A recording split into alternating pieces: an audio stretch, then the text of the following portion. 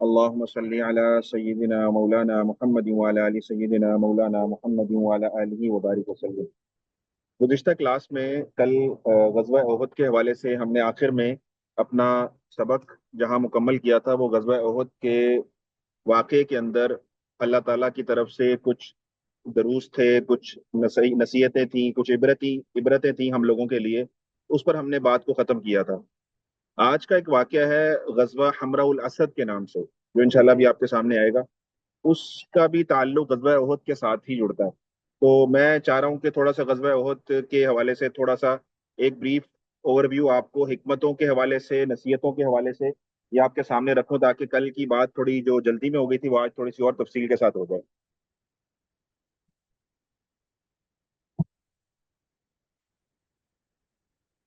ग़ज़वा बदर ग़ज़वा बदर ग़ज़वा बदर में आप जानते हैं कि मुसलमानों को कामिल कामयाबी मिली, वन साइडेड फतह, कि नुकसान कुफार का हुआ और मुसलमानों को अल्लाह ताला ने कामिल फतह अता फरमाई। वो पूरा वाकया आपके सामने होगा यकीन। तो ग़ज़वा उहद में बज़ाहिर ऐसा नहीं हुआ, जैसे अभी तक हमने सारा वाकया देखा उहद का, तो ऐसा नहीं हुआ। इसमें क्या हुआ कि कामिल फतह जिसे कहते हैं ना, वो एलिमेंट मिसिंग था इसके अंदर। शुरू में तो मुसलमानों को कामिल फतह मिल गई, लेकिन जब माले गनीमत वगैरह का इकट्ठे होने का मामला आया, तो वो जो 50 लोगों को पहाड़ी पर मुतय्यन किया था, तीर अंदाजों को, जबल रुमात के ऊपर, वहां से उन उन जमात के अंदर इख्तलाफ हुआ और 40 लोग जमात के जो है वो अमीर के हुक्म उदूली करते हुए और नबी सल्लल्लाहु अलैहि वसल्लम की हुक्म उदूली करते हुए पहाड़ से नीचे आ गए। और आकर उन्होंने ये, उनका इज्तिहादी गलती थी उनकी, कि वो ये समझ रहे थे कि जंग खत्म हो चुकी है और माले गनीमत अब इकट्ठा हो रहा है, तो हम लोग भी माले गनीमत के इकट्ठा करने में बाकी मुसलमानों की मदद करें। और याद रखें कि माले गनीमत तमाम अमवाल में, तमाम मालों में सबसे पाकीज़ा माल माल गनीमत का माल है। तो उस पाकीज़ा माल को हासिल करने के लिए मुसलमानों का वो 40 लोगों का की जमात वो पहाड़ से नीचे आ गई, और जिसके बाद मुसलमानों को एक हजीमत का सामना करना पड़ा। और ये हजीमत ऐसी थी कि इसमें 70 मुसलमान जो है वो शहीद हुए। ना सिर्फ 70 मुसलमान शहीद हुए, बल्कि रसूलुल्लाह सल्लल्लाहु अलैहि वसल्लम भी जख्मी हुए, और आपकी शहादत की अफवाह भी मैदान उहद में उड़ा दी गई कुफार की तरफ से। तो उसके बाद फिर मुसलमानों ने पलट कर दोबारा जब संभले और वार किया कुफार के ऊपर, तो फिर काफिरों के छक्के छुड़वा दिए और फिर मुसलमानों को आखिर में अल्हम्दुलिल्लाह कामयाबी इसमें मिल गई। लेकिन इसमें एक थोड़ा सा एडवेंचर हुआ कि पहले ग्राफ ऊपर की तरफ गया, फिर एकदम नीचे की तरफ आया और फिर ऊपर की तरफ। तो सवाल ये है कि गज़वा उहद में ऐसा क्यों हुआ। एक सवाल ये बनता है आप लोगों की तरफ से, हो सकता है किसी के ज़हन में आ रहा हो कि ऐसा यहाँ क्यों हुआ, बदर की तरह कामिल फतह अल्लाह ताला ने क्यों नहीं उहद में दी, इसके पीछे क्या हिकमत है। एक बात हमें ना ये समझनी चाहिए कि दीन का कोई भी मसला हो, दीन का कोई भी मामला हो, हमें रहनुमाई कहाँ से मिलेगी। हमें रहनुमाई सबसे पहले मिलेगी कुरान पाक से, कि हम कुरान पाक में उस मसले का हल तलाश करें कि कुरान पाक में अल्लाह ताला ने उस मसले के हवाले से हमें क्या हिदायत दी है। यहां तक आप मेरे साथ हैं। कुरान पाक के बाद नंबर आता है अहादीस नबविया सल्लल्लाहु अलैहि वसल्लम का, कि उस मसले को फिर अहादीस में तलाश किया जाए और अहादीस का मुतालिया किया जाए और उससे रहनुमाई हासिल की जाए। ठीक हो गया। इसके बाद नंबर आता है सीरत का। अल्हम्दुलिल्लाह कुरान पाक के साथ हम लोगों की मुनासबत है, अहादीस के साथ हम लोगों की मुनासबत है, बहुत अच्छी बात है। लेकिन जो तीसरा एलिमेंट है ना सीरत का, वो हमें बहुत ज्यादा मिसिंग है।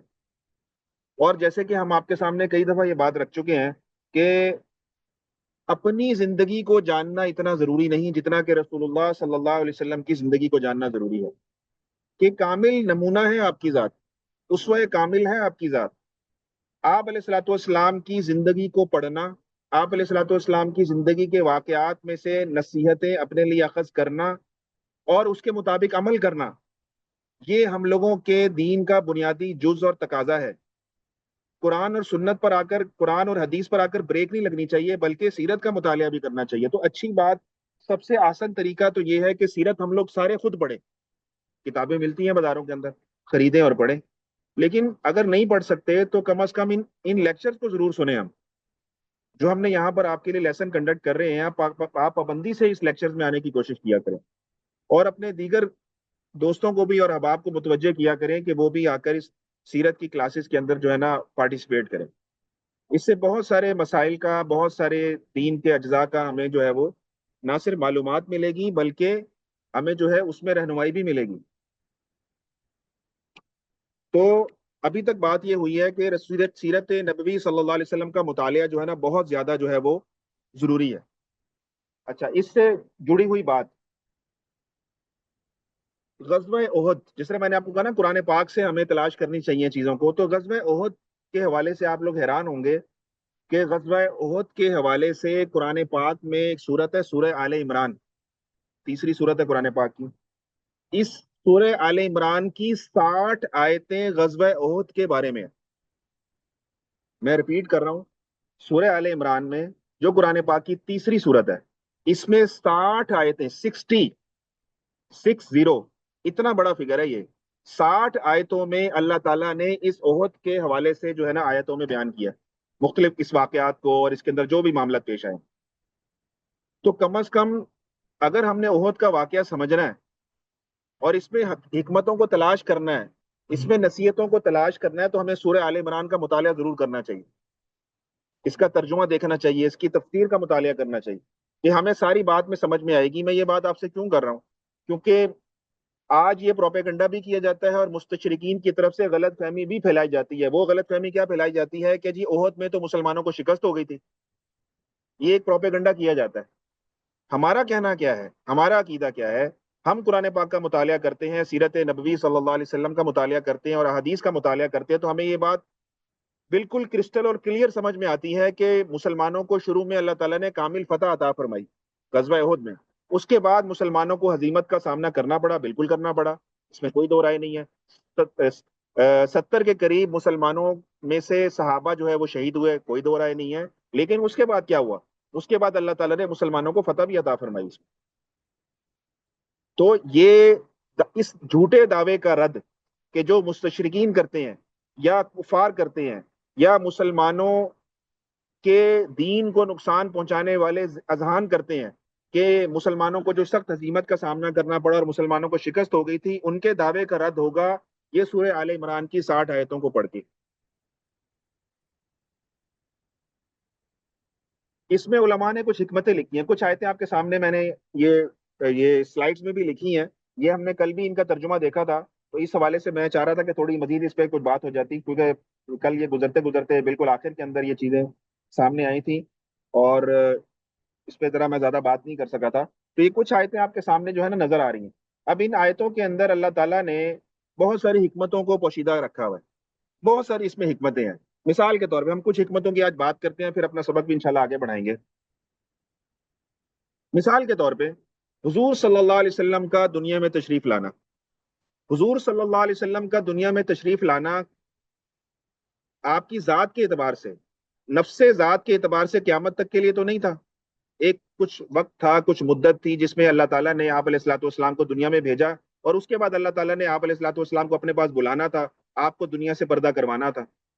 تو اللہ تعالیٰ یہ چاہتے تھے ان تمام واقعات کے اندر حکمت یہ تھی کہ مسلمانوں کے سامنے، مسلمانوں کی جماعت کے سامنے ہر طرح کا ماڈل، ہر طرح کا کرائسس، ہر طرح کی خوشی، ہر طرح کی فتح، ہر طرح کی شکست اور ہر طرح کے حالات صحابہ کے سامنے آ جائیں، تاکہ اگر صرف نبی علیہ الصلوۃ والسلام کے دور میں صحابہ فتوحات ہی کرتے چلے جاتے، تو اگر نبی علیہ الصلوۃ والسلام کے پردہ فرما جانے کے بعد کسی موقع کے اوپر صحابہ کو کہیں شکست کا سامنا کرنا پڑتا تو ان کے سامنے ماڈل کیا ہوتا، نمونہ کیا ہوتا، بطور نمونہ وہ کیا چیز فالو کرتے. تو اس لیے اللہ تعالیٰ نے نبی صلی اللہ علیہ وسلم کے زمانے میں صحابہ کی تربیت کے لیے ہر طرح کی سچویشن اور ہر طرح کے حالات ان کے سامنے رکھے، جس میں بدر کا حالات بھی آپ کے سامنے ہے کہ اس میں کامل فتح ملی، اور احد کے حالات بھی ابھی آپ کے سامنے آ گئے کہ فتح تو ملی لیکن جو ہے اس میں تھوڑا سا اللہ تعالیٰ نے ایک سچویشن کو پیدا کر دیا. تو اس سے کیا ظاہر ہوتا ہے؟ اس سے ظاہر یہ ہوتا ہے کہ صحابہ کی تربیت کرنا مقصود تھی اللہ تعالیٰ کو. اور ان آیات کے اندر اللہ تعالیٰ نے ہمیں اور صحابہ کو بھی ایک کرائسس مینجمنٹ سکھائی ہے کہ دنیا میں ہمیں کسی موقع کے اوپر بھی، کسی بھی کام میں کبھی کوئی کرائسس پیش آ جائے تو اس کو مینج کیسے کرنا ہے آپ نے. تو یہ ایک تربیت کے لیے ایک بہترین جو ہے نا یہ ٹونک اور ہے ان آیات کے اندر. کہ وہ میں پڑھوں، آپ پڑھیں، کوئی بھی شخص پڑھے، رہنمائی کے لیے پڑھے، تو اس کو بہترین کرائسس مینجمنٹ کی سکلز جو ہے وہ حاصل کر سکتا ہے۔ تو ان آیات کے اندر جو ہے وہ یہ پہلو آپ کو شدت سے نظر آئے گا۔ پھر اس میں کچھ اسباق بھی ہیں۔ وہ اسباق کیا تھے؟ وہ اسباق یہ ہیں کہ کامیابی کس میں ملے گی؟ رسول اللہ صلی اللہ علیہ وسلم کی کامل اطاعت کے اندر ملے گی۔ یہ درس اللہ تعالیٰ نے مسلمانوں کو اس موقع پر دیا کہ رسول اللہ صلی اللہ علیہ وسلم کی جو شخص کامل اطاعت کرے گا وہ حقیقی کامیابی کا حقدار ہوگا۔ اب اطاعت سے کیا مراد ہے؟ کامل اطاعت سے مراد بالکل اس واقعے کو آپ ذہن میں لے کر آئیں کہ جبل رومات کے اوپر 50 لوگوں کو مقرر کیا تھا، تیر اندازوں کو، اور ان کو کہا تھا کہ کوئی بھی حالات پیش آ جائے نیچے نہیں آنا۔ لیکن ان جماعت کے اندر اجتہادی اختلاف ہوا، اور ان میں سے کچھ نے یہ سمجھا کہ جی جنگ ختم ہو چکی ہے، مال غنیمت جو ہے وہ اکٹھے ہو رہا ہے، اور کفار جو ہے وہ بھاگ رہے ہیں، تو چلو ہم بھی مسلمانوں کی مدد کر لیں۔ حالانکہ ان کے امیر نے منع بھی کیا ان کو، ان کے امیر نے منع بھی کیا کہ بھائی ہمیں نیچے اترنے کا حکم نبی علیہ السلام نے نہیں دیا، ہم نے نہیں اترنا۔ بہرحال وہ لوگ جو ہے وہ نیچے اتر آئے۔ تو یہ اللہ تعالیٰ کے پیارے نبی صلی اللہ علیہ وسلم کی کامل اطاعت سے ہٹ گئے، اور اس کا نتیجہ یہ نکلا کہ پھر جو ہے وہ مسلمانوں کو سخت ہزیمت کا جو ہے اس کے اندر سامنا کرنا پڑا۔ تو اللہ تعالیٰ نے اس میں ایک اصول بتلانا تھا قیامت تک کے انسانوں کے لیے کہ اگر کامیاب ہونا چاہتے ہو تو اللہ تعالیٰ کے پیارے نبی صلی اللہ علیہ وسلم کی کامل اطاعت کے اندر کامیابی چھپی ہوئی ہے۔ نمبر ایک بات۔ نمبر دو بات کہ صحابہ کی بے مثال جانثاری، اور صحابہ کی شجاعت اور بہادری، اور نبی صلی اللہ علیہ وسلم سے سچا عشق، وہ آپ کو اس موقع پر نظر آیا کہ اس موقع پر اللہ تعالیٰ نے ان صحابہ کی اس جاں بازی کو دکھانا تھا، ان کی شجاعت کو دکھانا تھا، اور ان کے صرف یہ زبانی دعووں کو نہیں بلکہ پریکٹیکلی اللہ تعالیٰ نے امت کے لیے ایک نمونے کے طور پر دکھانا تھا کہ صحابہ کے اندر واقعی میں جو صحابہ کہتے ہیں کہ ہمیں نبی علیہ الصلوۃ والسلام سے اتنی اتنی محبت ہے، اتنی اتنی محبت اور الفت ہے، وہ واقعی میں آپ کو اس میدان احد میں نظر آئی۔ کہ جیسے سعد بن ربی کی شہادت، حضرت حنظلہ کی شہادت، حضرت حمزہ کی شہادت، رضوان اللہ علیہ مجمعین کی شہادت، آپ کے سامنے سارے واقعات۔ تو یہ ایک اللہ تعالیٰ نے قیامت تک کے انسانوں کے لیے صحابہ کی جانثاری کی باتوں کا عملی نمونہ جو ہے اس موقع پر جو ہے وہ امت کو دکھلایا۔ دو بات۔ تیسری بات کیا ہے کہ ایک اور بات ہٹ کے کہ صحابیات کا بھی رول آپ کو اس میں نظر آیا، صرف مردوں کا نہیں، بلکہ ہم نے کل ڈسکس کیا تھا کہ اس جنگ کے اندر خواتین نے بھی شانہ بشانہ جو ہے وہ اس جنگ میں شرکت کی۔ اور ام عمارہ کا واقعہ میں نے آپ کو بتایا تھا کہ انہوں نے اس بدبخت عبداللہ بن کمیہ کے اوپر وار کیا تھا، جس نے نبی علیہ الصلوۃ والسلام کو جو ہے وہ تلوار ماری، اور نبی علیہ الصلوۃ والسلام کی جو خود کی جو کڑیاں تھیں وہ گال مبارک میں گھس گئی تھیں اور زخمی ہو گئے تھے۔ اس بدبخت کے اوپر وار کرنے والی ایک عورت ام عمارہ، کہ وہ بنفس نفیس جو ہے وہ قتال کے اندر شریک ہوئی۔ پھر میں نے آپ کو یہ بھی بتایا تھا کہ جب نبی علیہ الصلوۃ والسلام زخمی ہو گئے اور آپ کو پہاڑ کی غار میں لے جایا گیا، تو وہاں پہ حضرت فاطمہ رضی اللہ تعالیٰ عنہ نے حضرت علی کے ساتھ مل کر آپ کی مرہم پٹی بھی کی، اور کچھ چٹائی وغیرہ جلا کر، اس زمانے کے اعتبار سے جو علاج ہو سکتا تھا، خون بند نہیں ہو رہا تھا، تو چٹائی وغیرہ جلا کر اس کی راکھ یا اس کے چمڑے کو جو ہے وہ زخموں پر رکھا گیا، اس کی گرمائی سے جو ہے وہ خون مبارک کا جو جاری ہونا وہ رکا۔ تو حمزہ جو فاطمہ رضی اللہ تعالیٰ عنہ کی بیمار پرسی کہہ لیں آپ اس کو، یا آپ ان کی نرسنگ کہہ لیں یا کیئر کہہ لیں، اس موقع پر صحابیات اور بھی صحابیات کا تذکرہ ہم نے کل رکھا تھا، جیسے عائشہ صدیقہ رضی اللہ تعالیٰ عنہ نے بیمار زخمیوں کی جو ہے مرہم پٹی کی جنگ کے اندر، اور ان کے ساتھ ام سلیم بھی تھیں، اور بھی دیگر خواتین تھیں جنہوں نے زخمیوں کی مرہم پٹی کی۔ تو اس سے آپ کو یہ پتہ لگا اس جنگ کے اندر، اس میدان احد کے اندر، اس احد کے موقع کے اوپر، کہ صحابیات نے اس موقع پر نرسنگ کیئر کی بنیاد رکھی۔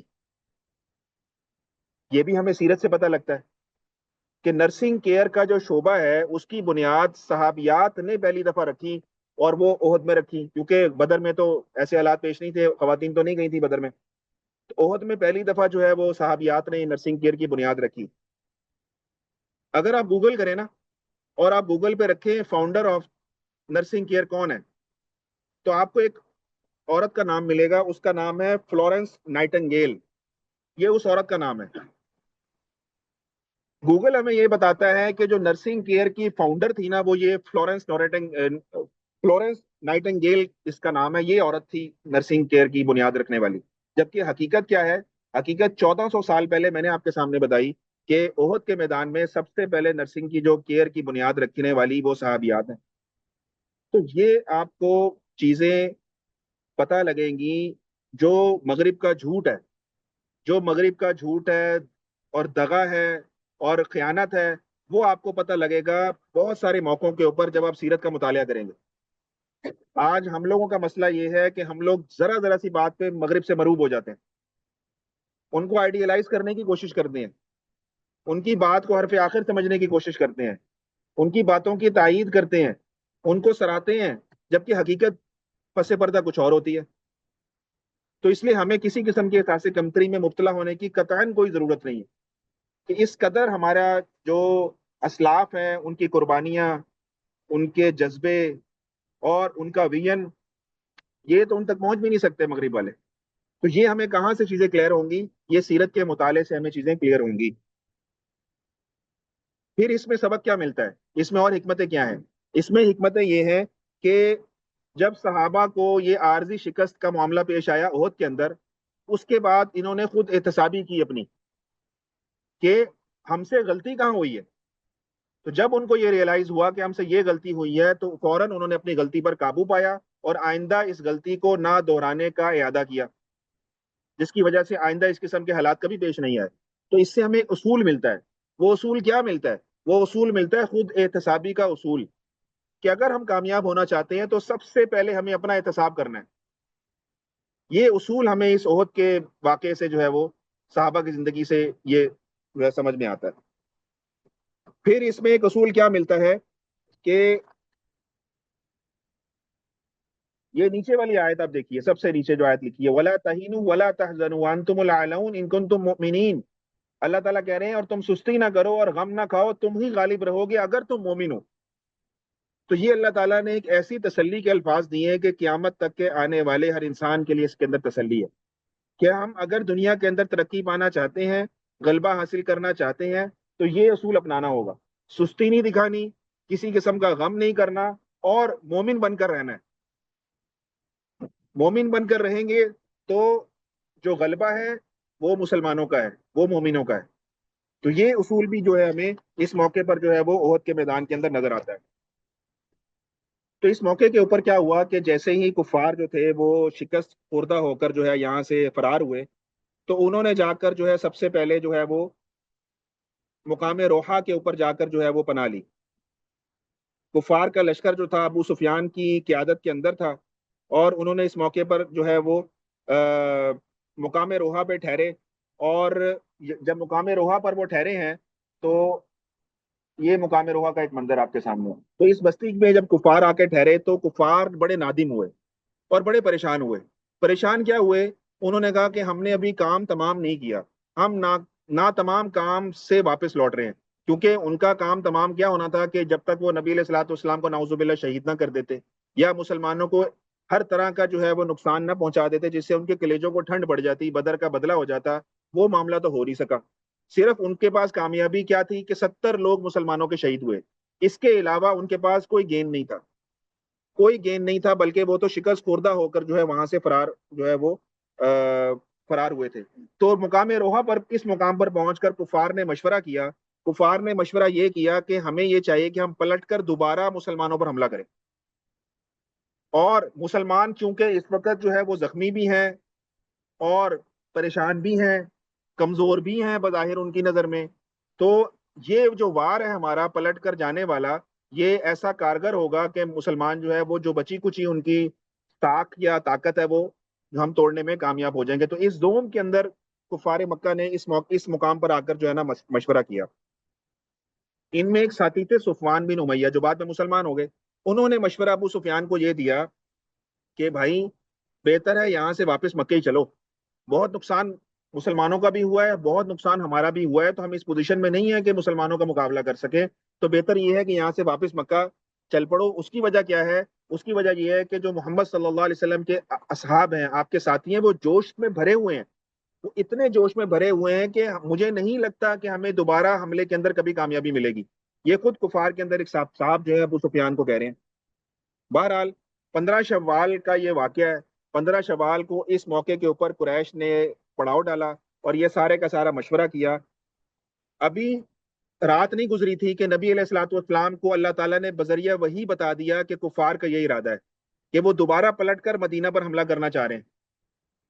تو نبی علیہ الصلوۃ والسلام نے کیا کیا کہ نبی علیہ الصلوۃ والسلام نے جیسے ہی آپ کو صبح صادق کے وقت یہ خبر ملی، وہی ملی صبح صادق کے وقت، آپ نے فوراً حضرت بلال رضی اللہ تعالیٰ عنہ کو بھیجا اور ان کو اٹھایا اور بھیجا مدینے کی طرف، اور ان کو کہا اور مدینے میں منادی کرا دی کہ تمام لوگ، جتنے بھی لوگ ابھی واپس آئے ہیں عہد سے، فوراً دوبارہ اپنی اپنے اوزار جو ہے وہ اٹھائیں، اپنے ہتھیاروں کو اٹھائیں، زرہ پہنے اور دوبارہ خروج کے لیے نکل جائیں اسی وقت. تو دوبارہ نبی علیہ الصلوۃ والسلام نے صحابہ میں منادی کرا دی کہ دوبارہ جو ہے مسلمان جو ہے وہ خروج کے لیے تیار ہو جائیں. اور ایک اعلان اور کیا نبی علیہ الصلوۃ والسلام نے اس موقع پر. ایک اعلان یہ کیا کہ نبی علیہ الصلوۃ والسلام نے فرمایا کہ صرف وہی جائے گا ہمارے ساتھ جو عہد میں گیا تھا. جو لوگ عہد میں ہمارے ساتھ تھے صرف وہی نکلیں گے، اس کے علاوہ کوئی بھی ہمارے ساتھ نہ نکلے. اس موقع پر حضرت جابر رضی اللہ تعالیٰ عنہ کا واقعہ آتا ہے، جن کے والد عہد میں شہید ہو گئے تھے. تو انہوں نے آ کے عرض کیا کہ یا رسول اللہ، عہد میں میرے والد گئے تھے، میں اپنی بہنوں اور اپنی گھر کی خواتین کی حفاظت کے لیے رک گیا تھا، میں نہیں جا سکا تھا. اب تو میرے والد شہید ہو گئے ہیں، تو میں اب چاہتا ہوں کہ میں آپ کے ساتھ جو ہے اس موقع پر چلوں، کیونکہ میرے والد نہیں جا سکتے، وہ تو شہید ہو چکے ہیں. تو نبی علیہ الصلوۃ والسلام نے صرف ان کو جو ہے ساتھ چلنے کی اجازت دے دی جو کہ عہد میں شریک نہیں ہوئے تھے. اس کے علاوہ نبی علیہ الصلوۃ والسلام نے اس کے علاوہ کسی کو بھی ساتھ چلنے کی اجازت نہیں دی. بہرحال 16 شوال کو نبی علیہ الصلوۃ والسلام مدینہ منورہ سے نکلے اور ایک مقام پر پہنچے. اس مقام کو کہتے ہیں حمراء الاسد.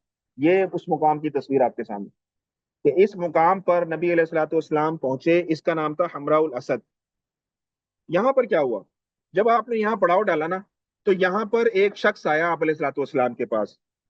خزاع قبیلہ تھا ایک، اس کا سردار تھا، اس کا نام تھا معبد خزاعی. وہ نبی علیہ الصلوۃ والسلام کے پاس آیا کس لیے؟ آپ سے تعزیت کرنے کے لیے. کس کی تعزیت؟ حضرت حمزہ رضی اللہ تعالیٰ عنہ، آپ کے چچا شہید ہوئے تھے عہد میں، اس کو پتہ لگا، تو وہ ان کی تعزیت کرنے کے لیے آپ علیہ الصلوۃ والسلام کے پاس حاضر ہوا. وہ مسلمان نہیں ہوا تھا اس وقت. تو جب معبد آپ سے رخصت ہونے لگا نا، تو وہ سیدھا گیا ابو سفیان کے پاس. آپ سے اجازت لی اس نے اور ابو سفیان کے پاس گیا، اور ابو سفیان سے اس نے کہا کہ بھائی، ابو سفیان نے اس سے کہا کہ میرا ارادہ یہ ہے کہ میں مدینہ پر دوبارہ حملہ کروں، مسلمان ابھی کمزور ہیں، ان پر غلبہ مل جائے گا. تو اس معبد خزائی نے ابو سفیان کو منع کیا. اس نے کہا کہ میں ابھی مسلمانوں سے مل کر آ رہا ہوں، اور ان محمد صلی اللہ علیہ وسلم تو اتنی بڑی جماعت لے کر تمہارے مقابلے میں اور تمہارے تعاقب کے لیے نکل رہے ہیں کہ تمہیں اس کا اندازہ ہی نہیں ہے کہ تمہارے ساتھ کیا ہونے والا ہے. تو جب یہ جملہ اس معبد خزائی نے ابو سفیان کو سنایا، تو ابو سفیان نے یہ سنتے ہی اپنے قافلے والوں کو حکم دیا کہ بھائی اٹھاؤ قافلے کی چیزیں اور چلو واپس مکہ کی طرف، ہم آگے لڑنے نہیں جائیں گے مسلمانوں سے. اس بات کے بعد ابو سفیان یہاں سے اپنے لشکر کو لے کر مکہ جو ہے وہ روانہ ہو گیا. اور نبی صلی اللہ علیہ وسلم کی عادت شریفہ یہ تھی کہ جب بھی آپ کسی جگہ پر جایا کرتے تھے، شکست ہو یا فتح ہو یا لڑائی نہ ہو، آپ کی سنت مبارکہ یہ تھی کہ آپ 3 دن وہاں پہ قیام کرتے تھے، اس سے پہلے اس مقام سے واپس نہیں آتے تھے. تو اسی طرح نبی علیہ الصلوۃ والسلام نے یہاں پر کوئی قتال نہیں ہوا، کوئی جدال نہیں ہوا، کچھ بھی نہیں ہوا، لیکن اپنی عادت شریفہ اس کے ساتھ نبی علیہ الصلوۃ والسلام نے اس حمراء الاسد کے اوپر 3 دن جو ہے آپ علیہ الصلوۃ والسلام نے قیام فرمایا، اور جمعے کے دن نبی علیہ الصلوۃ والسلام واپس مدینہ تشریف لائے. جب ابو سفیان کو معبد خزائی نے بتایا یہاں پر کہ مسلمانوں کا ایک قافلہ تمہارے مقابلے کے لیے مدینہ سے نکل کر مقام حمراء الاسد پر پہنچ چکا ہے، تو نبی صلی اللہ علیہ وسلم نے صحابہ کو رات کو یہ حکم دیا کہ سب اپنے اپنے الاؤ یعنی مشعلیں روشن کر لو. تو جب سب نے آگ جلائی، پورے لشکر نے، اور مشعلیں روشن کی، تو اتنی روشنیاں ہو گئی وہاں پہ کہ دور سے کفار نے دیکھا مسلمانوں کے لشکر کو کہ وہاں پہ روشنیاں. تو اس سے ان کی تعداد کا بھی ان کو ایک اندازہ ہوا کفار کو کہ مسلمان ایک بہت بڑی جماعت میں ہمارے مقابلے میں ہیں، اور جو ہے وہ ہم سے مقابلے کے لیے نکل رہے ہیں. اس سے بھی جو ہے ابو سفیان جو ہے وہ مروب ہو گیا، اور اس نے جو ہے وہ مسلمانوں سے مقابلہ نہ کرنے کا ارادہ کیا. لیکن یہاں پر ایک سیرت کی کتاب میں یہ بھی میں نے پڑھا کہ ابو سفیان نے یہاں پر ایک عصبی وار کیا. عصبی وار سمجھتے ہیں کہ نفسیاتی طور پر مسلمانوں کو مروب کرنے کے لیے ایک چال چلی. وہ کیسے؟ کہ یہاں پر اس کو ایک قافلہ ملا، مدینے سے آ رہا تھا ایک قافلہ، اور اس جس کا قافلہ تھا اس کا نام تھا عبد القیس، اس شخص کا نام تھا۔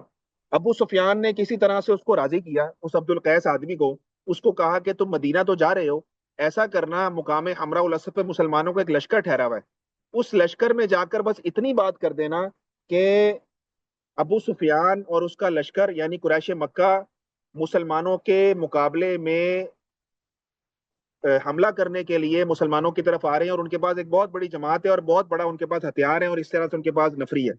یہ صرف بات مسلمانوں کو کر دینا، اس سے کیا ہوگا، وہ یہ چاہتا تھا کہ اس سے مسلمان ایک نفسیاتی ایک کرب میں مبتلا ہو جائیں اور ہماری اعصابی برتری مسلمانوں پر ہو جائے، اور مسلمان جو ہے وہ یہاں سے جو ہے وہ واپس چلے جائیں۔ تو بہرحال وہ شخص آیا آپ علیہ الصلوۃ والسلام کے پاس، اور اس نے آ کر ابو سفیان کا یہ پیغام پہنچایا کہ اس طرح سے ابو سفیان جو ہے وہ حملہ کرنے آ رہا ہے آپ لوگوں کے اوپر، اور اس نے یہ عزم کیا ہوا ہے کہ وہ آپ کا نام و نشان تک مٹا دے گا۔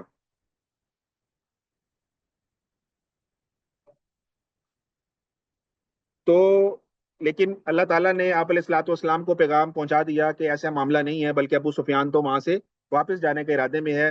تو جب اللہ تعالیٰ کے پیارے نبی صلی اللہ علیہ وسلم نے صحابہ کو یہ پیغام سنایا کہ ابو سفیان تو یہاں سے واپس جا رہا ہے اور ہمارے مقابلے میں نہیں آ رہا، تو نبی علیہ الصلوۃ والسلام نے اور تمام مسلمانوں نے زوردار نعرہ لگایا، حسبنا اللہ و نعم الوکیل، حسبنا اللہ و نعم الوکیل، حسبنا اللہ و نعم الوکیل، کہ ہمارے لیے اللہ ہی کافی ہے اور اللہ ہی بہترین کارساز ہے۔ تو اس موقع پر مسلمانوں نے، صحابہ نے اس موقع پر یہ جملہ کہا۔ احادیث میں نا اس جملے کی بڑی برکات آئی ہیں، بہت زیادہ برکات۔ ترمیزی کی ایک روایت ہے اور اس میں الفاظ ہے کہ جو شخص بھی کسی بھی پریشانی میں مبتلا ہو، اگر وہ اس چیز کا ورد بنا لے کہ اس جملے کو پڑھے، حسبنا اللہ و نعم الوکیل، اور ترمذی شریف کی حدیث کے اس کے آگے کے الفاظ ہیں اللہ توکلنا، یعنی حسبنا اللہ و نعم الوکیل اللہ توکلنا، حسبنا اللہ و نعم الوکیل اللہ توکلنا۔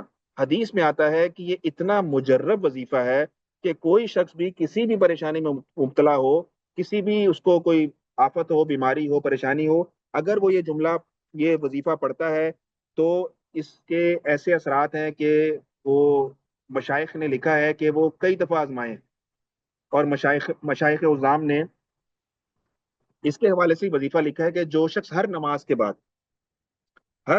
بعد 70 مرتبہ اس کو پڑھ لے، حسبنا اللہ و نعم الوکیل اللہ توکلنا، تو اللہ تعالیٰ اس کی ہر پریشانی کو دور کر دیتے ہیں۔ تو یہ ایک وظیفہ ہے، اس کا بھی اہتمام کر لینا چاہیے۔ بہرحال میں نے آپ کو یہ بات بتا رہا تھا کہ اس مقام حمراء الاسد کے حوالے سے بھی آپ نے دیکھا کہ مسلمانوں نے تعقب کیا کفار کا، کفار نے تو تعقب نہیں کیا نا مسلمانوں کا، مسلمان آگے انہوں نے پیش قدمی کی ہے، مدینہ سے نکلے اس مقام پر پہنچے۔ تو ان لوگوں کا کیا جو کہتے ہیں کہ مسلمانوں کو احد میں شکست ہو گئی تھی، ان لوگوں کا تو بیانیہ پٹ گیا نا پھر، کہ آپ نے دیکھا کبھی ہارنے والا بھی فاتح کا پیچھا کرتا ہے؟ کبھی سنا کہ ہارنے والی جماعت نے فاتح کا پیچھا کیا ہو؟ تو اگر مسلمانوں کو ایک منٹ کے لیے مان لیا جائے کہ احد میں شکست ہوئی تھی، تو مسلمانوں نے پھر جیتنے والوں کا تعاقب کیوں کیا؟ مسلمان تو ہارنے والے تھے، چاہیے تو یہ تھا کہ کفار تعاقب کرتے مسلمانوں کا، لیکن ایسا تو نہیں ہوا۔ تو اس سے ان کا بیانیہ بری طرح پٹ جاتا ہے جو یہ کہتے ہیں کہ مسلمانوں کو جو ہے احد میں شکست ہوئی تھی۔ پھر مزید اس بات کو کھولتے ہیں تھوڑا سا آج، کہ جو لوگ یہ کہتے ہیں کہ شکست خوردہ مسلمان تھے اور فتح حاصل کرنے والے کون تھے؟ قریش تھے نا، مکہ تھے، قریش مکہ تھے، کفار تھے نا، یہی دعویٰ ہے نا۔ تو ہم اس کو دیکھتے ہیں، اس کا تھوڑا پوسٹ مارٹم کرتے ہیں کہ کیا اس دعوے میں کوئی سچائی ہے کسی طریقے سے، اور آپ کو مختلف اینگل سے اس بات کو سمجھانے کی میں کوشش کرتا ہوں۔ ہم ان سے سوال پوچھتے ہیں جو یہ دعویٰ کرتے ہیں کہ فاتح کون تھے؟ قریش مکہ، اور شکست خوردہ مسلمان تھے۔ تو سوال نمبر ایک یہ ہے، کیا فاتح نے اپنے غلبے سے کوئی فائدہ اٹھایا؟ دیکھیں، جو جیتتا ہے اس کو کیا ملتا ہے؟ مال غنیمت ملتا ہے نا۔ تو کیا اگر قریش مکہ اس جنگ میں جیتے تھے تو ان کے ہاتھ کوئی مال غنیمت آیا مسلمانوں کا؟ وہ تو ایک قیدی نہیں بنا سکے مسلمانوں کے مجاہدوں میں سے، وہ تو ایک قیدی ان کے ہاتھ نہیں آیا۔ تو یہ کیسی فتح تھی کہ ان کے پاس نہ کوئی مال غنیمت ملا، نہ ان کو کوئی مجاہد ملا جس کو وہ قید کر لیتے؟ تو یہ تو دعویٰ بالکل بے تکا دعویٰ ہے۔ سوال نمبر 2، کیا قریش مکہ جس टारगेट पर आए थे कि मुसलमानों की अस्करी कुव्वत को बिल्कुल खत्म कर दिया जाए। क्या ऐसा हुआ? ऐसा तो नहीं हुआ कि मुसलमानों की अस्करी कुव्वत खत्म हो गई। अगर अस्करी कुव्वत खत्म हो गई तो फिर गजवा हमरा उल असद क्यों हुआ? मुसलमानों ने फिर ताकुब कैसे किया जब उनके पास नफरी नहीं थी, अस्करी कुव्वत ही नहीं थी? ये दावा भी गलत हो गया। फिर तीसरा सवाल, क्या फातेह ने अपने मुखालिफ के हौसले पस्त किए? बिल्कुल भी नहीं। मुसलमानों के हौसले तो बुलंद थे, हस्बुनल्लाह व निअमल वकील का नारा लग रहा है, और मुसलमान जोश से भरे में हैं। ये भी नहीं हुआ कि मुसलमानों के हौसले पस्त हुए हों। अच्छा, क्या कभी ऐसा देखा कि जो जीतने वाला है वो मैदान छोड़कर भाग जाए? इसमें अगर कुरैश मक्का जीते थे तो मैदान छोड़कर क्यों भागे थे? इस दावे की भी कोई बुनियाद नहीं है, कोई तुक नहीं है। फिर कुफार क्या चाहते थे? कुफार ये चाहते थे कि मुसलमानों ने जो रियासत मदीना कायम कर ली है, किसी ना किसी तरह उसके अंदर ऐसी दरार डाल ली जाए कि वो रियासत मदीना जो है वो पारा पारा हो जाए। क्या उनको अपने इस इरादे में कामयाबी मिली? बिल्कुल भी नहीं मिली। सिर्फ समझने वाली बात क्या है कि मुसलमानों का नुकसान हुआ है, बिल्कुल हुआ है, कि 70 मुसलमानों के जो साथी थे, मुजाहिद थे, मुसलमान थे, वो यकीनन शहीद हुए हैं। इसके अलावा जो है वो मुसलमानों को कोई नुकसान नहीं हुआ और कुफार को कोई कामयाबी इसके अलावा नहीं मिली। फिर हमने पिछले सबक में ये भी देखा था कि मुसलमानों के शहीद होने की वजूहत थी, कि 70 जो मुसलमान शहीद हुए थे, इनकी वजूहत क्या थी। तो मुख्तसरन इसको आपके सामने अर्ज करता हूँ ताकि इस गलत फहमी को मजीद हम दूर कर लें। देखें, ये सारी बात तफसील से खोलने का मकसद क्या है? तफसील से खोलने का मकसद ये है कि सीरत को पढ़ाने पढ़ाते वक्त मुझे तो कोई जल्दी नहीं है कि मैंने वाकया आपको बताना है और बस जान छुड़ानी है और आगे चलाना है इस चीज को। मुझे तो किसी किस्म की कोई जल्दी इस पढ़ाने में कोई नहीं है। मैं तो सुकून से पढ़ाऊंगा आपको। सिर्फ तारीखी वाकया पढ़ाना मकसद नहीं है, बल्कि इसके अंदर जो क्रक्स है, इसके अंदर जो सबक है, इसके अंदर जो हिकमतें हैं, इसमें जो लेसन लर्न है, वो हमने लेना है। तो उसके लिए फिर ये तफसीलें खोलना बहुत जरूरी है, वरना ये वाकयात तो सरसरी से वाकयात हैं, ये तो एकदम गुजर जाएंगे और सबक एंड हो जाएगा। लेकिन हमने इस मकसद के लिए सीरत का ये प्रोग्राम रखा ही नहीं है। हमने तो रखा है इसमें हर वाक़े को तफसील से आपके सामने खोलना है और हर पहलू को इंशाल्लाह आपके सामने रखने की कोशिश करेंगे। तो मुसलमानों के 70 लोग जो शहीद हुए उनकी वजूहत क्या है? नंबर एक, 70 शहीद होने वाले मुसलमानों की एक वजह यह थी कि अल्लाह ताला खरे और खोटे को अलग करना चाहते थे। मुसलमानों के लश्कर में आपको पता है, मुसलमान जब मदीना से निकले थे, कोई बता सकता है कितने थे? किसी को तादाद याद है? 1000 के करीब थे, जिसमें से 300 मुनाफिकीन थे। तो मुसलमानों में से, अब बज़ाहिर तो 1000 का लश्कर नजर आ रहा है आपको, लेकिन उसमें 300 मुनाफिकीन भी हैं। तो खरे खोटे की पहचान कैसे हो? इस खरे खोटे की पहचान के लिए अल्लाह ताला ने ये सारी सिचुएशन को क्रिएट किया कि मुसलमानों को पहली जरब पहुंचाई मुनाफिकीन ने, कि वो जंग में जाते वक्त रास्ते से ही अलग हो गए 300 लोग, कि जी हम नहीं जा रहे लड़ने। क्यों? आपने हमारा मशवरा माना ही नहीं। हमने तो कहा था मदीना के अंदर रहते हुए जंग करें, आप मदीना से बाहर जाकर ओहद में जंग कर रहे हैं। हम नहीं आपके साथ लड़ते, अपनी जानें नहीं गंवा सकते। अब तो 300 मुसलमान तो उस वक्त साइड पे हो गए। तो 700 मुसलमानों ने फिर इस जंग को लड़ा है। तो खरे खोटे की पहचान इस मौके पर जो है वो सामने आती है। फिर अल्लाह ताला चाहते ये थे कि अपनों को दर्जात से नवाजे और खोटों को सजा दे। वो भी आपने देखा इस मौके के ऊपर कि सहाबा का इम्तिहान लिया उनके दर्जात को बुलंद करने के लिए, और मुनाफिकीन का इम्तिहान लेकर उनको जो है वो सबके सामने आयां कर दिया उनकी हकीकत को। फिर एक उसूल भी है, ये देखें हमारे सामने भी है, कि जितने बड़े इनामात देने का वादा किया जाता है ना, उतना बड़ा इम्तिहान भी लिया जाता है। तो अल्लाह ताला सहाबा को बड़े बड़े इनाम देना चाहते थे, शहादत की सूरत में इनाम देना चाहते थे। इसलिए उनसे जो है वो अल्लाह ताला ने ये कुर्बानी जो है वो उनसे ली। तो जितने बड़ा इनाम, कहते हैं ना, मेहरबानी बकदरे कुर्बानी, जितना जो है वो इंसान कुर्बानी देता है अल्लाह ताला की तरफ से उतनी मेहरबानी उसके ऊपर आती है। तो सहाबा का इस मौके पर शहादत पा जाना, ये अल्लाह ताला का असल में उनकी तरफ एक इनाम था कि अल्लाह ताला ने उनको इस सूरत में इनाम दिया। फिर आप ये देखें, बदर में 70 कुफार मारे गए, 70 कैदी बन गए। अल्लाह ताला ये चाहते थे कि इस 70 कैदियों को भी कत्ल कर दिया जाए, लेकिन जब बाहमी मुशावरा मशवरा हुआ मुसलमानों का, तो उसमें तय ये हुआ कि इन 70 लोगों को फिदिया देकर छोड़ दिया जाए। तो उसी वक्त अल्लाह ताला ने ये बात मुसलमानों तक पहुंचा दी थी। उसी वक्त ये तय हो गया था कि अब मुसलमानों के 70 लोग जो है वो शहीद होंगे। तो ये एक जाब्ता, ये भी समझ में आता है कि अल्लाह ताला ने पहले से ही तय कर दिया। फिर अल्लाह ताला मोमिनीन को मुमताज भी करना चाहते थे। اور ان کو شہادت کا درجہ بھی دینا چاہتے تھے، اس لیے اللہ تعالیٰ نے یہ 70 مسلمان جو ہے وہ ان کی قربانی جو ہے وہ اس میدان جنگ میں لی گئی۔ پھر ایک پوائنٹ یہ بھی ہے اس کے اندر کہ مسلمانوں سے جو غلطیاں ہوئی تھیں، شہادت کی وجہ سے اللہ تعالیٰ نے ان غلطیوں کو معاف کر دیا، کہ مسلمانوں کی غلطیوں کو معاف کرنے کے لیے 70 لوگوں کی قربانی لی گئی۔ یہ بھی اس کے اندر ایک پہلو نکلتا ہے۔ پھر ایک پہلو سیرت نگاروں نے یہ بھی لکھا ہے کہ جب مسلمانوں کا ناحق خون بہتا ہے نا، تو اللہ تعالیٰ کی رحمت کو جوش آتا ہے، اور پھر ایسا جوش آتا ہے اللہ کی رحمت کو، اللہ تعالیٰ کفار کو ملیا میٹ کر کے رکھ دیتے۔ تو اس موقع کے اوپر مسلمانوں کا جو ناحق قتل ہوا، شہید ہوئے، اللہ تعالیٰ کی رحمت کو ایسا جوش آیا کہ اللہ نے کفار کو جو ہے ملیا میٹ کر کے رکھ دیا۔ یہ بھی ایک پہلو اس کے اندر نظر آتا ہے۔ پھر آپ مجھے ایک بات بتائیں، اگر ہر جنگ میں فتح ہی فتح مسلمانوں کو ملے، ہر جنگ میں مسلمانوں کو صرف فتح ہی فتح ملے، تو پھر آپ مجھے یہ بتائیں پھر منافق کی پہچان کیسے ہوگی؟ دیکھیں نا، منافق کیا کرتا ہے؟ منافق یہ کرتا ہے، اگر اس کو یہ پتا ہو کہ مسلمانوں نے اس جنگ میں جیتنا ہی جیتنا ہے، تو وہ کیا کرے گا؟ وہ مال غنیمت حاصل کرنے کے لیے مسلمانوں کے ساتھ ہو جائے گا۔ وہ کہے گا یار مسلمانوں کے ساتھ چلتے ہیں، مال غنیمت تو ملے گا نا، جیت تو انہیں کی ہے، مال غنیمت بھی ملے گا، عہدے بھی ملیں گے، حکومت بھی ملے گی۔ کسی کو کیا پتہ لگے گا ہم منافق ہیں کہ مسلمان ہیں؟ تو منافقین کو چھانٹنے کے لیے بھی اللہ تعالیٰ نے یہ اس معاملے کو جو ہے وہ الگ الگ کھولنے کے لیے یہ سارا معاملہ جو ہے وہ کیا گیا، تاکہ عبد الدینار، عبد الدرہم یعنی دینار کا بندہ، درہم کا بندہ یعنی مال کا پجاری، مال کے پجاری کو عبد الرحمن، عبداللہ، ان سے ممتاز کر دیا جائے، کہ کون حقیقت میں اللہ تعالیٰ کا شیدائی ہے، نبی صلی اللہ علیہ وسلم سے محبت کرنے والا ہے، اور کون اصل میں جو ہے وہ مال کا دلدادہ اور شیدائی ہے۔ اصل میں ان دونوں کو الگ الگ کرنے کے لیے اللہ تعالیٰ نے یہ اس حکمت کو بھی دیکھا جا سکتا ہے۔ پھر ایک اور بات سیرت نگاروں نے لکھی ہے کہ اگر مسلمانوں کو ہر وقت فتح ہی فتح ملے، تو یہ بھی ممکن ہے کہ مسلمانوں کے دلوں کے اندر کبر، تکبر، بڑائی، نخوت، خود پسندی، ان جیسے برے ایلیمنٹ جو ہیں ہو سکتے ہیں ان کے درمیان پیدا ہونا شروع ہو جائیں، اور اللہ تعالیٰ کی طرف سے جو وہ للہیت، اخلاص اور وہ چیزیں ہیں ان سے صرف نظر کرنا شروع کر دیں۔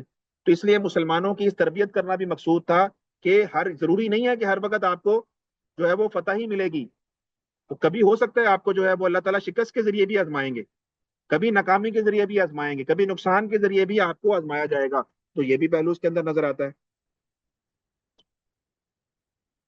ایک بزرگ نے لکھا ہے کہ جو فرعون تھا نا، فرعون، اگر اس کو کبھی زندگی میں بھوک نے ستایا ہوتا نا، کبھی یہ خدائی کا دعویٰ نہ کرتا۔ انسان کرائسس میں، یہ فطرت ہے انسان کی، انسان پریشانی میں، کرائسس کے اندر، بیماری میں، تکلیفوں میں اللہ تعالیٰ کی طرف زیادہ متوجہ ہو جاتا ہے، اس کے اندر زیادہ عاجزی آ جاتی ہے۔ جب شکستہ دل ہوتا ہے نا آدمی، تو پھر للہیت اس کے دل کے اندر خود بخود اللہ تعالیٰ پیدا کر دیتے ہیں۔ تو اس بزرگ نے لکھا کہ اگر فرعون کو کبھی بھوک نے ستایا ہوتا زندگی میں، تو کبھی اتنا بڑا خدائی کا دعویٰ نہ کرتا، کیونکہ کبھی اس کو تکلیف پہنچی ہی نہیں، تو اس کو پتہ ہی نہیں تکلیف ہوتی کیا چیز ہے۔ ایک کتاب ہے اکمال الشیم کے نام سے، اکمال الالف سے، اکمال الشیم کے نام سے کتاب ہے، اس میں لکھا ہے کہ پاک ہے وہ پروردگار جو اپنے غفلت میں پڑے ہوئے بندوں کو پریشانیوں سے، غموں سے، تکلیفوں سے، بیماریوں سے، ان تمام چیزوں کی زنجیروں میں جکڑ جکڑ کر اپنے در پر لے کر آتا ہے۔ یہ جو تکلیفیں ہیں، بیماریاں ہیں، یہ اللہ تعالیٰ کی زنجیریں ہیں، کہ اللہ تعالیٰ ان سے ہمیں پکڑ پکڑ کر اپنے در کے اوپر لے کر آتے ہیں۔ اور اللہ تعالیٰ کئی دفعہ انسان اپنے اعمال سے وہ درجات حاصل نہیں کر سکتا جتنا وہ درجات جو ہے بیماری سے، تکلیفوں سے، پریشانیوں سے اللہ کے دربار میں حاصل کر لیتا ہے۔ تو یہ بھی ایک اللہ تعالیٰ کا نوازنے کا انداز ہوتا ہے اپنے بندے کے ساتھ، ایک تعلق کا ایک معاملہ ہے۔ تو یہ بھی وجہ ہو سکتی ہے اس چیز کی کہ مسلمانوں کے 70 افراد کی جو ہے شہادت کا واقعہ ہوا ہو۔ پھر میں نے آپ کو یہ بتایا کہ جب انسان کا دل ٹوٹتا ہے نا، انسان کا جب دل ٹوٹتا ہے تو انسان اللہ تعالیٰ کی طرف جو ہے نا وہ جلدی سے متوجہ ہو جاتا ہے۔ اور کیا وجہ ہوتی ہے؟ وجہ یہ ہوتی ہے کہ اس کے اندر جب اس کو کسی مقصد میں ناکامیابی ملتی ہے نا، ناکامی ملتی ہے، تو اس کے اندر سے کبر ختم ہوتا ہے، تکبر ختم ہوتا ہے، عاجزی اور انکساری اس کے دل کے اندر پیدا ہوتی ہے۔ اس عاجزی انکساری کے پیدا ہونے سے اللہ تعالیٰ کی رحمت اس کی طرف متوجہ ہو جاتی ہے۔ پھر آپ یہ دیکھیں، آپ نے اکثر دوائیوں کی نا بوٹلز کے اوپر لکھا دیکھا ہوگا، اکثر دوائیوں کی بوتلوں پہ لکھا ہوتا ہے شیک ویل بیفور یوز، لکھا ہوتا ہے نا، شیک ویل بیفور یوز، کے کو यूज करने से पहले इसको अच्छी तरह शेक करें, अच्छी तरह हिलाएं। तो इस उसूल को आप समझें, शेक वेल बिफोर यूज, कि अल्लाह ताला ने इस मौके के ऊपर मुसलमानों को अच्छी तरह से हिला के चेक किया कि खरा खोटा कौन है। अपनी राह में कुर्बानी लेने से पहले मुसलमानों को की जमात को चेक किया गया अच्छी तरीके से, हर तरह से आजमा कर, कि मुसलमानों में से ये पता लगे कि कौन वाकई में अल्लाह ताला के लिए खालिस दीन के लिए जो है वो इस जंग के अंदर लड़ने आ रहा है, और कौन ऐसा है जो ढकोसलेबाजी कर रहा है। तो इस खरे खोटे की पहचान के लिए अल्लाह ताला ने उनको शेक वेल बिफोर यूज जो है वो उसूल जो है उनके ऊपर लागू किया। फिर एक और उलमा ने लिखा है कि जन्नत को अल्लाह ताला ने जोड़ा है मुजाहिदों के साथ। जन्नत इतनी आसान चीज नहीं है कि ऐसे मिल जाएगी। जैसे हमने कल भी देखा था कुरान की आयत को, कि कुरान पाक की आयत के अंदर जो है वो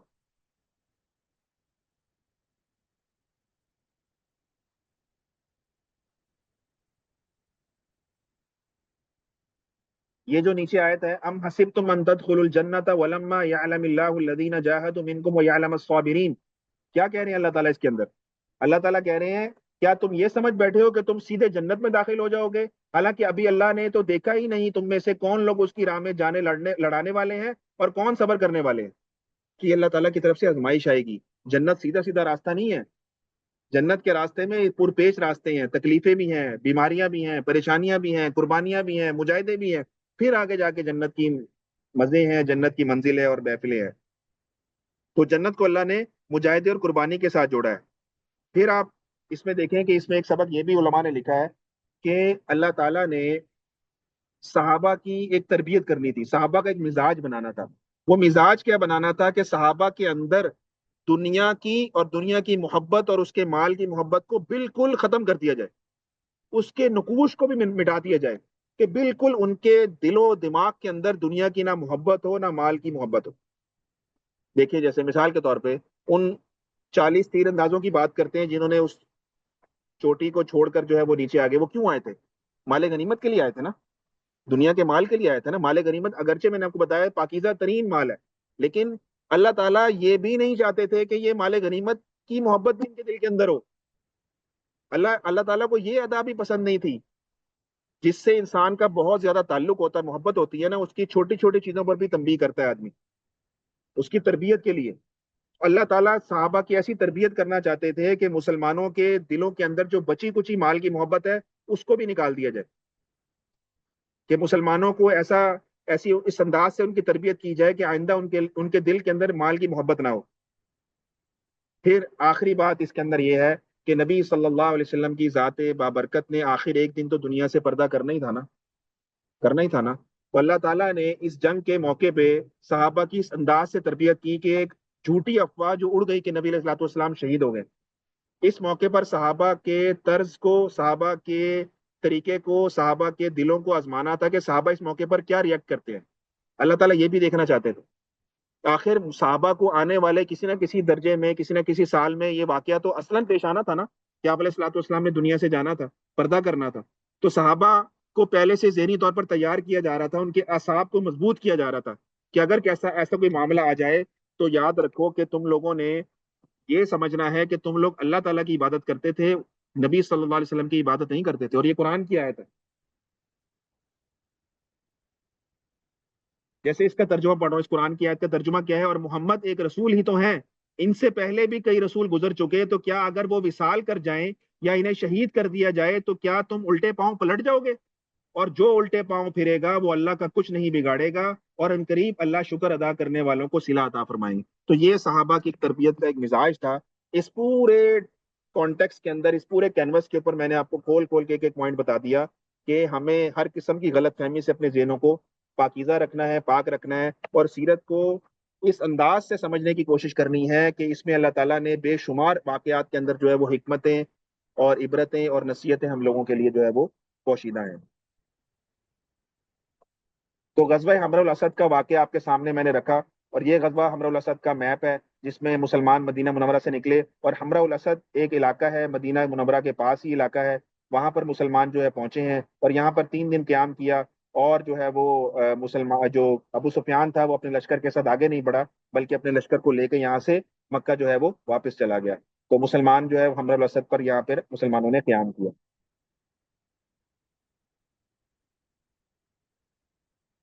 پھر 3 ہجری کے متفرق واقعات، کچھ مزید 3 ہجری کے واقعات پیش آئے، جیسے حضور صلی اللہ علیہ وسلم نے حضرت عمر رضی اللہ تعالیٰ عنہ کی بیٹی ام المومنین حضرت حفصہ رضی اللہ تعالیٰ عنہ سے نکاح فرمایا اس موقع کے اوپر 3 ہجری کو۔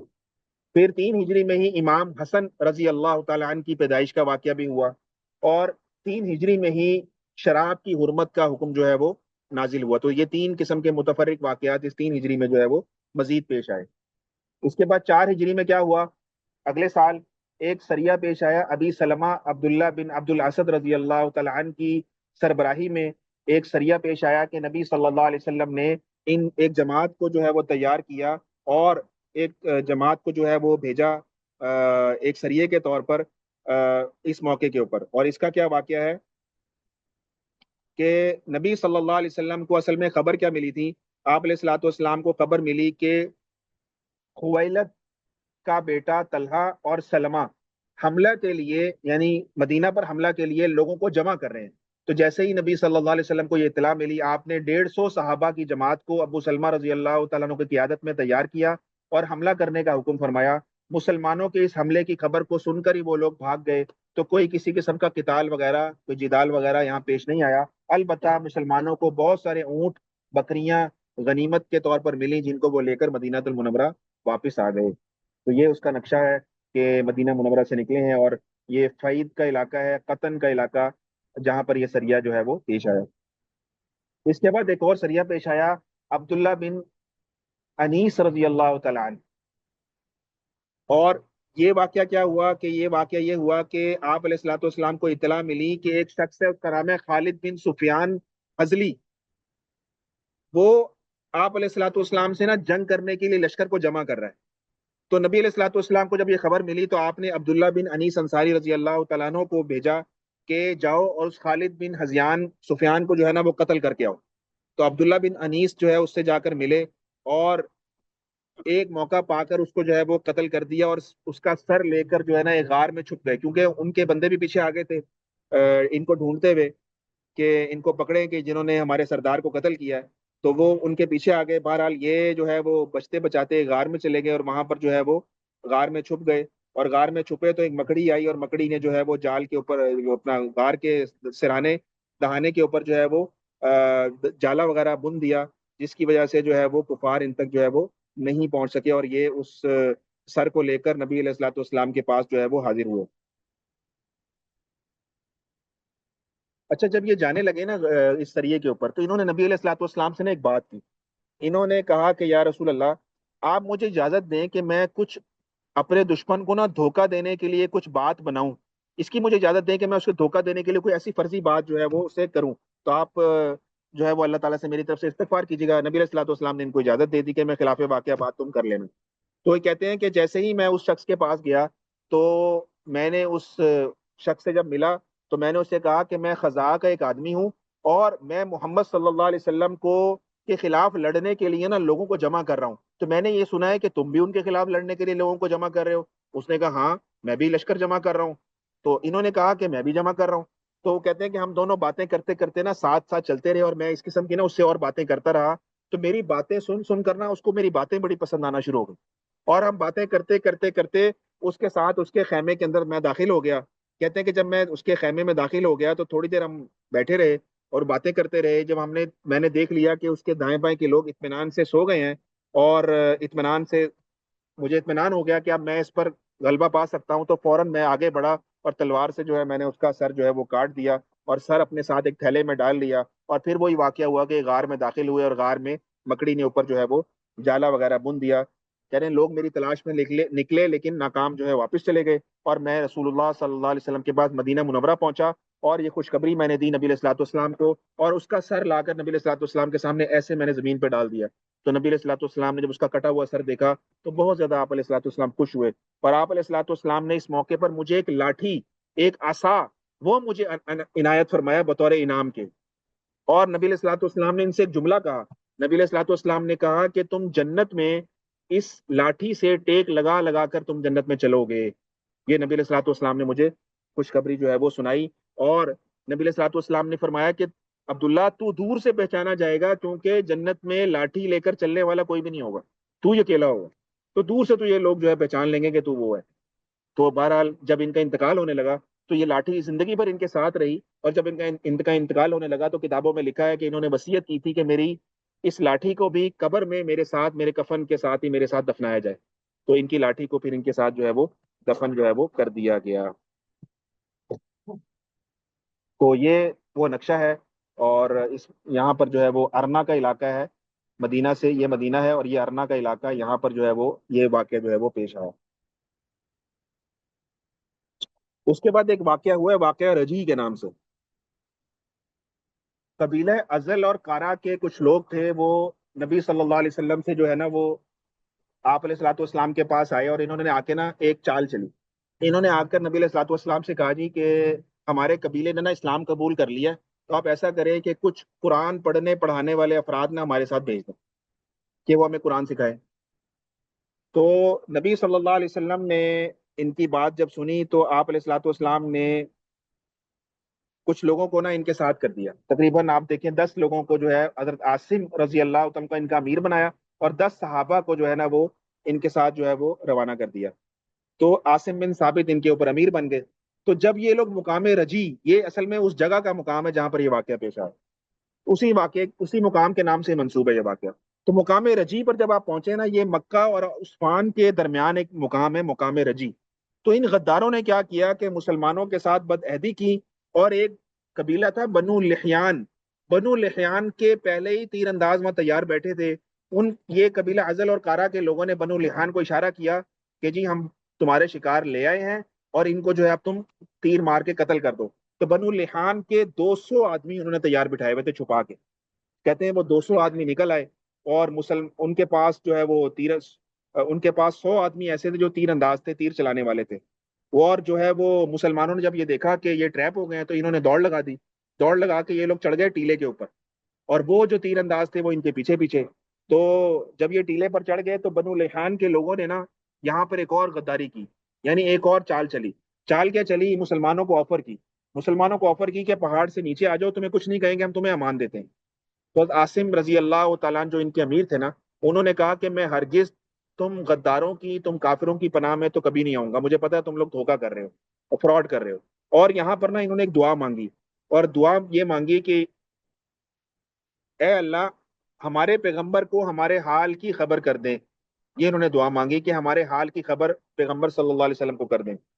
تو بخاری شریف میں ہے کہ اللہ تعالیٰ نے حضرت عاصم کی دعا کو قبول کر لیا، اور بذریعہ وہی نبی صلی اللہ علیہ وسلم کو اس واقعے کی خبر دے دی، اور آپ نے اسی وقت صحابہ کو جو ہے اس بات کا بتا دیا کہ تمہارے وہ جو 10 ساتھی تھے وہ فلاں فلاں جگہ پر جو ہے وہ پریشان ہیں۔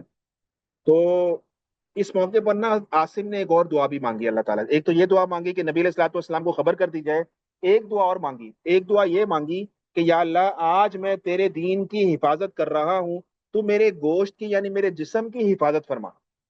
کفار کا مسئلہ یہ تھا کہ کفار ان جسموں کو بھی نقصان پہنچایا کرتے تھے، مسئلہ کیا کرتے تھے، آپ نے عہد میں دیکھا۔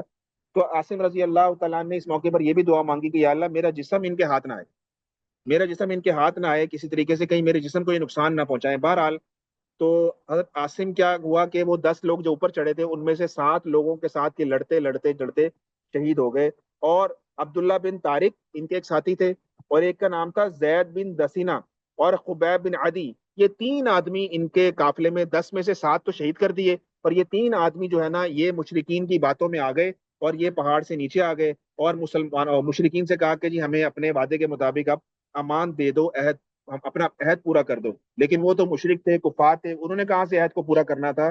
بہرحال انہوں نے ان کے ساتھ بھی دھوکہ کیا، اور دھوکہ کر کے انہوں نے کیا کیا، سب سے پہلے ان کی مشکیں وغیرہ وہ باندھی، اور عبداللہ بن طارق جو ان میں سے ایک ساتھی تھے ان کے 3 میں سے، انہوں نے کہا کہ یہ تم نے پہلا غدر کیا ہے کہ تم ہمیں امان نہیں دے رہے، بلکہ تم نے ہمیں ان باتوں سے اپنے ساتھ ٹریپ کیا ہے، اور یہ ابتدا سے جب تم یہ بدعہدی کر رہے ہو تو پتہ نہیں انتہا میں تم ہمارے ساتھ کیا کرو گے۔ اور ان کے ساتھ چلنے سے انکار کر دیا کہ ہم تمہارے ساتھ نہیں چلتے۔ تو انہوں نے کیا کیا، ان کو کھینچ کر باہر نکالا اور ان کو جو ہے وہ شہید کر دیا۔ تو اب 2 ساتھی رہ گئے، ایک قبیب اور ایک حضرت زید۔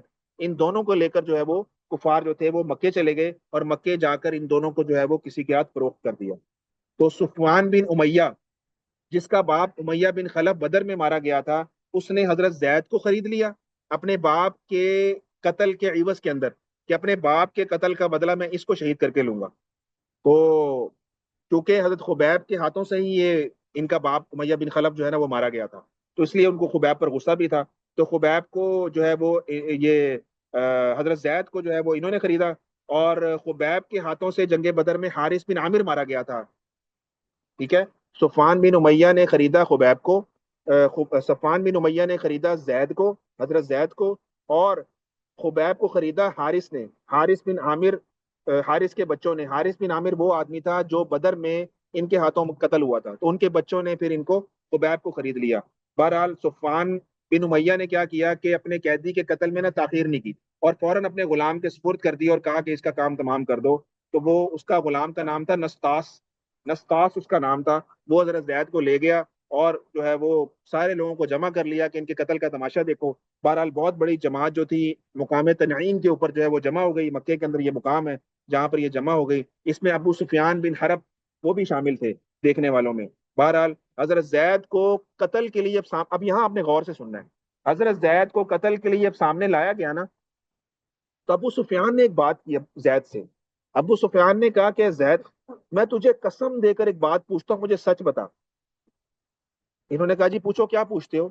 تو حضرت سفیان نے زید سے کہا کیا تم اس کو پسند کرتے ہو کہ تمہیں چھوڑ دے اور تمہاری جگہ محمد صلی اللہ علیہ وسلم کو تمہارے بدلے میں قتل کر دیں؟ کیا تم اس کو گوارا کرتے ہو کہ تمہیں چھوڑ دیں اور محمد صلی اللہ علیہ وسلم کو تمہارے بدلے میں قتل کر دیں اور تم اپنے گھر میں آرام سے رہو؟ تو زید رضی اللہ تعالی عنہ نے جھنجلا کر اس مقام پر کہا کہ خدا کی قسم، مجھے یہ ہرگز گوارا نہیں کہ محمد صلی اللہ علیہ وسلم کے پیر میں کوئی کانٹا بھی چبھے اور میں اپنے گھر میں آرام سے بیٹھا رہوں. اتنا بھی مجھے گوارا نہیں ہے کہ آپ علیہ الصلوۃ والسلام کو کوئی کانٹا بھی چبھے. تو ابو سفیان نے اس موقع پر کہا کہ خدا کی قسم، میں نے زندگی میں کسی کو بھی اس درجے کے محب اور مخلص اور دوست اور جانثار نہیں دیکھے جتنے جانثار محمد صلی اللہ علیہ وسلم کے ہیں. تو یہ گواہی گئی صحابہ کے حق میں کہ صحابہ کی جانثاری اور شجاعت کا گواہ جو ہے وہ کافروں نے بھی جو ہے ان کی گواہی دی. بہرحال نستاس نے ان کو اس موقع پر شہید کر دیا، لیکن بعد میں یہی نستاس چل کر اسلام جو ہے وہ انہوں نے قبول بھی کر لیا. بہرحال خبیب رضی اللہ تعالیٰ عنہ جو ایک رہ گئے تھے، ان کے بارے میں آتا ہے کہ یہ کچھ عرصہ قید میں رہے، اور جب ان لوگوں نے ان کو قتل کرنے کا ارادہ کیا تو حارث جو ان کے بیٹوں نے ان کو لیے خریدا تھا قتل کرنے کے لیے، ان ان کی بہن تھی زینب، یہ بھی بعد میں چل کے مسلمان ہو گئی تھی. تو ان سے انہوں نے کہا، حضرت خبیب نے حضرت زینب سے کہا کہ مجھے نا اپنی جسم کی صفائی کرنی ہے، مجھے کوئی استرا دے دو. تو باتوں میں ان سے استرا مانگا. جیسے ہی انہوں نے استرا دے دیا تو استرے سے فوراً انہوں نے اپنے آپ کو کھول لیا. اور اپنے آپ کو کھول لیا تو حضرت زینب کہتی ہے میں استرا پکڑا کے جب گئی ہوں کسی کام سے واپس آئی ہوں تو میں نے دیکھا ہے حضرت خبیب کی گود میں میرا چھوٹا سا بچہ بیٹھا ہوا ہے. تو میں ڈر گئی کہ یہ میرے بچے کے ساتھ کیا سلوک کریں گے. بہرحال حضرت خبیب نے مجھے دیکھا اور کہا کہ تمہیں کیا یہ اندیشہ ہے کہ میں اس بچے کو قتل کر دوں گا؟ ہرگز ہم ایسا نہیں کرتے، ہم بچوں کو قتل نہیں کرتے، عورتوں کو قتل نہیں کرتے، بوڑھوں کو قتل نہیں کرتے. انشاءاللہ نہ میں آج ایسا کام کروں گا، نہ آئندہ مجھ سے کبھی کوئی ایسا کام ہوگا. ہم لوگ یہ غداری نہیں کرتے. تو اس موقع پر حضرت زینب رضی اللہ تعالیٰ عنہ نے ایک فکرہ کہا کرتی تھی، کہتی تھی کہ میں نے کوئی بھی قیدی خبیب سے بہتر نہیں دیکھا، اتنا ایماندار قیدی. اور یہ کہتی ہیں، حضرت زینب کہتی ہیں کہ میں نے ان کو انگور کے خوشے کھاتے دیکھا ہے اس وقت میں جب مکے میں انگور نام کی چیز نہیں تھی، اور خود وہ لوہے کی بیڑیوں میں جکڑے ہوئے ہوتے تھے، کہیں جا کر لا بھی نہیں سکتے تھے. اللہ تعالیٰ ایسا ان کو رزق جو ہے وہ غیب سے کھلایا کرتے تھے. اس بات کو زینب نے خبیب رضی اللہ تعالیٰ عنہ کے اس میں جو ہے وہ کوٹ کیا. بہرحال ان کو بھی قتل کرنے کے لیے مقام تنعیم پر لے جایا گیا. تو انہوں نے یہ کہا کہ مجھے اتنی مہلت دے دو کہ 2 رکعت نماز پڑھ لوں. یہ انہوں نے ان سے بات کی، لوگوں نے ان کو اجازت دے دی. انہوں نے خبیب رضی اللہ تعالیٰ عنہ نے اس موقع پر 2 رکعت نماز ادا کی اور مشرکین کی طرح مخاطب ہو کر کہا کہ میں نے اس خیال سے نماز کو زیادہ لمبا نہیں کیا کہیں تم یہ نہ سمجھو کہ میں موت سے جان چھڑا رہا ہوں اور موت سے ڈر کر ایسا کر رہا ہوں. اور بعد ازاں ہاتھ اٹھا کر انہوں نے یہ دعا کی کہ اے اللہ ان کو ایک ایک کر کے مارنا، کسی کو باقی نہ چھوڑنا. اور پھر کچھ اشعار بھی انہوں نے اس موقع پر پڑھے جس کی تفاصیل جو ہے وہ لکھی ہوئی ہے. بہرحال اس کے بعد ان کو سولی پر لٹکا دیا گیا اور ان کو شہید کر دیا گیا. تو یہ واقعہ جو ہے خبیب رضی اللہ تعالیٰ کے بارے میں. تو 10 کے 10 صحابہ کا جو ہے اس طرح انہوں نے اس مقام رجیع پر جو آئے تھے ان کو جو ہے وہ شہید کر دیا گیا. جی جی اذان کا ٹائم ہو رہا ہے، تو انشاءاللہ اس پر پھر تفصیل سے بات کریں گے نیکسٹ لیکچر میں انشاءاللہ. تو دعا کر لیتے ہیں. الحمدللہ رب العالمین، الحمدللہ رب العالمین، الحمدللہ رب العالمین. اللهم صل على سيدنا مولانا محمد وعلى ال سيدنا مولانا محمد وعلى اله وبارك وسلم. صلى الله تعالى على خير خلقه محمد وآله وصحبه اجمعين برحمتك يا